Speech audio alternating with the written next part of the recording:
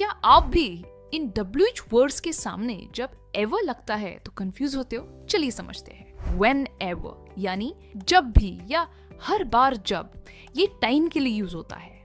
When ever you need help call मी, जब भी तुम्हें हेल्प चाहिए तो मुझे कॉल करो। वेयर एवर यानी जहां भी या किसी भी जगह, ये प्लेस के लिए यूज होता है। Sit wherever you like, जहां भी बैठना हो बैठ जाओ। हु एवर यानी जो भी या कोई भी, ये इंसानों के लिए यूज होता है। Whoever finishes first will win, जो भी पहले खत्म करेगा वो जीतेगा। Whichever यानी जो भी या कौन सा भी, ये ऑप्शंस या चॉइस के लिए यूज होता है। Choose whichever shirt you like, जो भी शर्ट पसंद हो वो चूज कर लो।